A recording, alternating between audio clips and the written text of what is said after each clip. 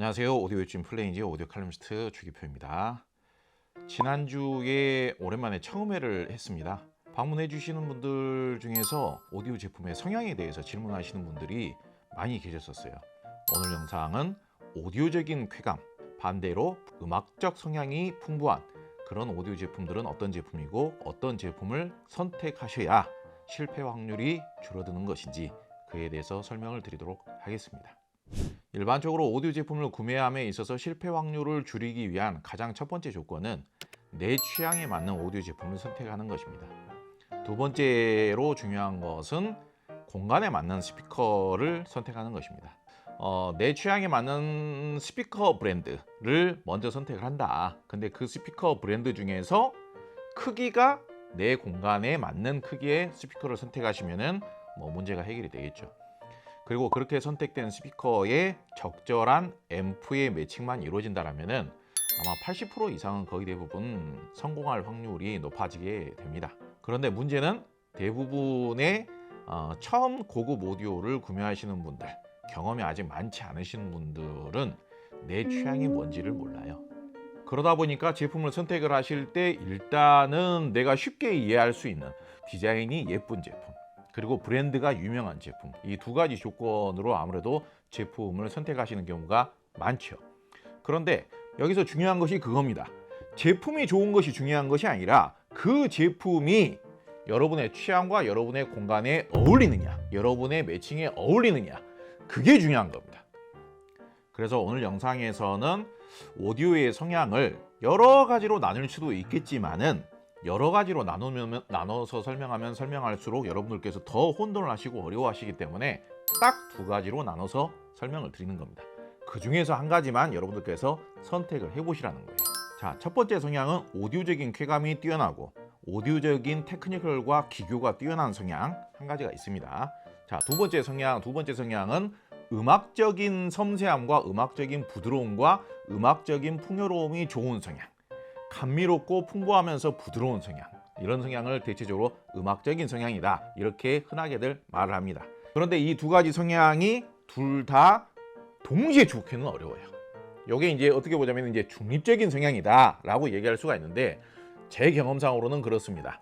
중립적인 성향이라는 것은 세팅과 매칭과 환경적인 조건이 완벽한 상태라면 중립적인 성향도 굉장히 매력적인데, 그렇지 않은 조건의 경우에는 중립적인 성향이라는 것은 이쪽 장점도 별로고 이쪽 장점도 별로인, 이도저도 아닌 성향인 경우들도 많아요.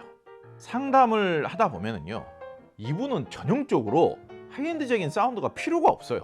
포크 음악이라든지 재즈 음악이라든지 클래식 음악이라든지 이런 음악을 그냥 잔잔하게 이렇게 틀어놓고 사시는 분이세요.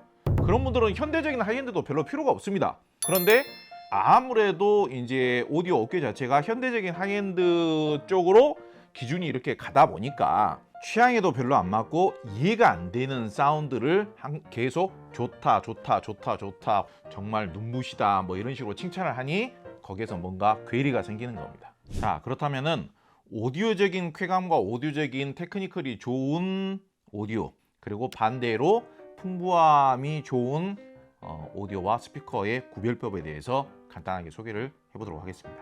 제가 과거에 스피커는 생긴 대로 소리를 낸다라고 말씀드린 적이 있습니다. 예컨대 전형적인 클래시컬하게 생긴 괴짝 스피커들 있지 않습니까? 예를 들어서 탄노이라든지 파인오디오라든지 이런 스피커들에서 과연 짜릿하면서도 센티멘탈한 사운드가 나올까요? 반대로 포칼 유토피아 시리즈나 모니터 오디오 골드 시리즈나 모니터 오디오 플래티넘 시리즈를 한번 연상을 해보세요. 편안한 사운드를 들려줄 것 같은 그런 느낌이 먼저 연상이 되시나요? 물론 제가 이렇게 이야기한다고 해서 포칼이나 모니터 오디오 같은 스피커가 무조건 짜릿하면서도 뭔가 좀 약간 부담스러운 사운드를 무조건 낸다라는 것은 아닙니다만은, 나긋나긋하고 그윽하고 감미로운 듯한 사운드는 아무래도 이쪽 계열이 좀 더 낫긴 하죠. 이 부분도 다른 영상에서 제가 꾸준히 설명을 드리는 부분입니다만은, 스피커가 무게가 무거워질수록 진동을 억제를 하는 거기 때문에 무거운 스피커는 그만큼 구동 자체도 어려워지는 대신에 착색이 줄어들고 좀 더 정확한 사운드를 낼 수가 있는 거죠. 반대로 부피는 큰데 무게가 가벼운 스피커들의 경우에는 일부러 통을림을 내는 거예요.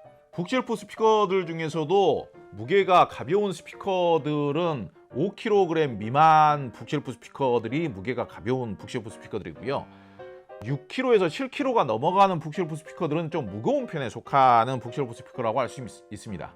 북쉘프 스피커가 무게가 한 7kg가 넘어가면서부터는 구동 자체도 굉장히 어려워지고 울림 자체가 좀 덜 나오는 게 확연하게 느껴집니다. 그런데 그게 무조건 단점도 아니고 무조건 장점도 아니다 이거예요. 나한테 어울리는 제품을 선택을 하실 줄 아셔야 된다는 이야기입니다. 그리고 인클로저의 단단함은 손으로 두들겨 보면 어느 정도 알 수가 있다. 그러니까 손으로 이렇게 똑똑똑똑 두들겨 보거나 아니면은 측면 인클로저 배풀을 손바닥으로 이렇게 탁탁탁탁 쳐본다든지, 오디오적인 쾌감이나 오디오적인 정교함이 좋은 스피커들을 이렇게 탁탁 두들겨 보면은 이 울림이 짧게 끝나죠.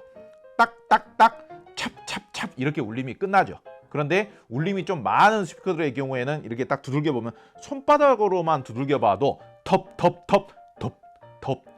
이렇게 이제 울림 소리가 나오죠.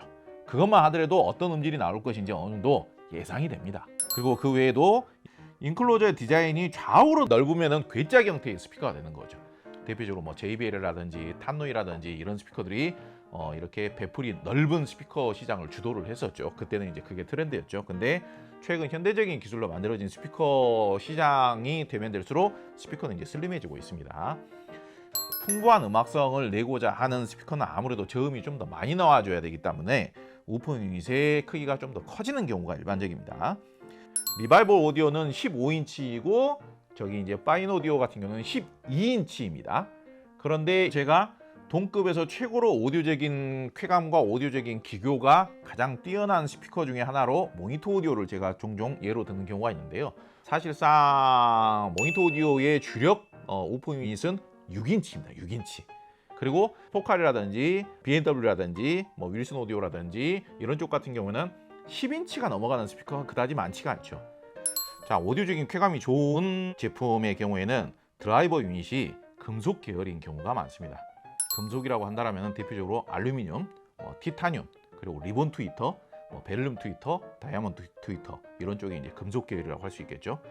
아무래도 금속 계열의 트위터나 금속 계열의 미드레인지가 들어가는 이유가 좀 더 높은 대역의 주파수를 재생하면서도 왜곡을 줄이기 위해서 금속 계열의 진동판이 들어갑니다. 일반적으로는 20kHz까지 재생한다라고 하는 스피커가 보편적인 기준입니다. 그런데 최근에 무슨 뭐 베를륨 트위터나 AMT 리본 트위터를 탑재한 스피커들의 경우에는 한 40kHz에서 50kHz 이상까지도 이렇게 주파수가 스펙표 자체에 표기가 되어 있습니다. 그래서 여러분들께서는 스펙표만 보시고도 이런 부분들을 확인하실 수가 있습니다. 드라이버 유닛의 재질이 금속 계열이 아닌 소프트 계열이다. 여기서 말하는 소프트 계열이라는 것은 대표적으로 섬유 중에서도 이제 실크돔 트위터, 그리고 이제 고무, 그리고 종이 이런 것들을 소프트 재질이라고 이야기할 수가 있습니다. 그리고 고무하고 종이하고 플라스틱 같은 걸 이렇게 섞어서 만든 재질을 보고 또 이제 합성 폴리머라고 부르기도 합니다. 이런 재질도 뭐 기본적으로 금속보다는 소프트한 재질로 좀 분류를 하는 편입니다. 그러니까 진동판 재질이 왜 중요하냐? 이것도 무게하고 연관이 있는 겁니다. 섬유 재질에 비해서 금속 재질은 당연히 이 금속을 아무리 얇게 만들었다고 하더라도 단위 면적당 무게는 섬유보다 월등히 무거워요. 무겁다 보니까 1초에 몇천 번씩 진동하기가 어려워요. 그렇기 때문에 구동하기가 어려워지는 겁니다. 그런데 구동하기가 어렵다라는 조건은 돈이 많은 소비자들한테는 그다지 중요하지가 않아요. 왜? 비싼 앰프를 써버리면 되니까. 그렇기 때문에 다이아몬드가 비싼 스피커에 대부분 들어가는 겁니다. 좋은 부품이 들어갔다고 해서 무조건 좋은 게 아니에요. 이렇게 무거운 재질의 진동판이 들어간 스피커들의 경우에는 오히려 그냥 저렴한 섬유 재질이나 저렴한 알루미늄 재질을 사용한 그런 스피커들보다 앰프를 덜 투자를 하면, 앰프가 약한 앰프를 매칭을 하면요, 그냥 소프트 재질의 스피커보다 소리가 더 답답해집니다. 그래서 제가 오디오 원리에 대해서 잘 모르신 분들에게는 구동하기 쉬운 스피커를 사라고 하는 거예요. 나는 누가 보더라도 약간 부드러우면서도 섬세하면서도 저음은 포근하면서도 풍부하게 나와야 된다. 그러면은 금속 계열의 유닛이 탑재된 스피커는 일단은 3분의 2는 그냥 일단 탈락시키고 보세요. 금속 유닛이 탑재된 스피커가 100% 다 나쁘다는 이야기는 아닙니다만은 3분의 2 정도는 그냥 자연스럽게 일단은 탈락시키고 오는 겁니다. 자, 반대로 기왕이면 좀 더 깨끗한 사운드, 단단하게 딱딱 때려주는 저음을 듣고 싶다. 작으면서 구동 쉬운 스피커를 사시라고요. 북쉘프 스피커를 선택하시는 것도 좋은 방법이고요. 톨보이 스피커 중에서도 굳이 부피가 큰 스피커보다는 한 사이즈, 두 사이즈 정도 더 작은 슬림한 톨보이 스피커를 선택하시는 게 더 유리할 수 있다는 이야기입니다. 자, 그렇다면은 그 각 특성을 대표하는 스피커 브랜드는 어떤 브랜드들이 있겠습니까? 이것도 사실 뭐 그다지 어렵지 않죠. 오디오적인 쾌감과 오디오적인 테크니컬이 아주 끝장나는 그런 특성으로 가장 좋은 브랜드는 일단 아무래도 포칼이죠. 포칼이 그 분야에 있어서는 가성비로 보나 검증된 걸로 보나 포칼이 압도적이죠. 그 다음으로는 저는 뭐 모니터 오디오 정도, 그 다음으로는 뭐 엘락, 그리고 캐프도 뭐 그런 쪽에 속한다라고 볼 수 있겠습니다. 반대로 부드럽고 섬세하고 풍부한 음악성의 특징을 가진 스피커들은 파인 오디오, 그리고 다인 오디오. 다인 오디오는 상당히 독특하죠. 다인 오디오는 대부분 스피커들이 슬림한 스타일인데 소리의 기본적인 촉감 자체는 살짝 도톰하면서도 음악적인 성향입니다. 그리고 뭐 제가 개인적으로 많이 추천했었던 베리티 오디오, 그리고 와피데일, 트라이앵글도 어떻게 보자면은 구동이 쉽게 되면서도 좀 소리의 촉감 자체는 부드러운 스타일에 가까운 성향이라고 볼 수 있겠습니다. 뭐 그리고 이제 복합적인 성향 중에서 B&W를 또 빼놓을 수 없겠죠. B&W는 가장 질서정연하면서도 중립적인 성향이라고 설명드릴 수 있겠습니다. 그리고 리바이벌 오디오도 약간 복합적인 성향이라고 저는 설명을 드리고 싶습니다. 아탈란테 7은 제가 사용을 해보니까 전형적인 부드러운 성향이에요. 그런데 아탈란테 5라든지 그리고 스프린트 시리즈라든지 이런 쪽은 소리의 촉감 자체는 상당히 현대적으로 나오는 성향입니다. 약간 좀 복합적인 성향이다, 그렇게 설명을 드리고 싶습니다. 종종 이렇게 열심히 설명을 드려도 좀 속상한 일들이 생기곤 하는데요.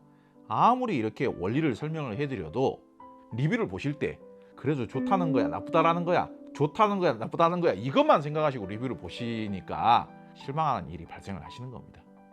오디오에서 무조건 좋은 것은 없습니다.